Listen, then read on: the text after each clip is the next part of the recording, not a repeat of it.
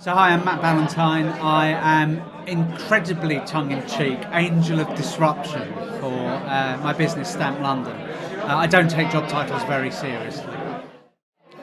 The whole Generation Y millennials story, I think, is one that every young generation has been different from the middle-aged generation or their parents.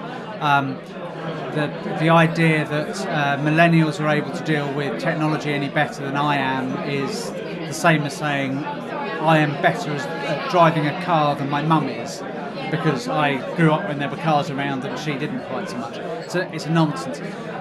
Having said that, every generation and every emerging generation has got needs that are different from the generations above it. So absolutely, being able to put hopefully more than a veneer on your service to be able to attract those new audiences is important.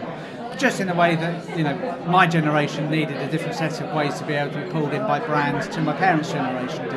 That's just the way it is. Segmenting on a generational basis. These days, it's about how technology is delivered.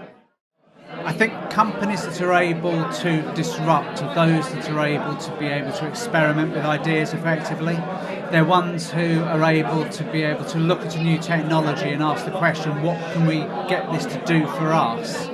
Rather than saying, what does this do? It's a subtle difference, but the ability to play, to tinker, to be able to experiment, to be able to try things out, to be able to have experiments, to take missteps, are the things that enable companies to be able to spot new advances, new business, new markets through the use of technology in particular, although just through the use of new ideas as well. That ability to be able to play with ideas tends to get beaten out of organisations as they evolve and they mature. Organisations that are likely to be disrupted, to my mind, are those that lose sight of what value they offer to their clients from their clients' perspective. Companies tend to focus a lot on their products, they tend to focus a lot on their services, they focus a lot on their clients, but they quite often will lose sight of why their clients or customers see something of value in what they do. So if you look at companies who are sort of archetypes of those that are being disrupted, somebody like Kodak. Kodak was an organisation that thought it was there to offer value by offering film and cameras. And the problem was that Kodak's customers, they were looking for a thing that would offer them the ability to capture memories.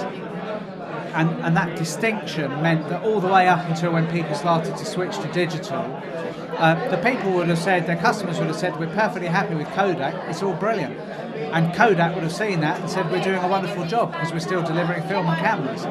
They missed digital. They were involved in its creation, the photography, but they didn't see it as important because they'd lost sense of what was valuable to their customers.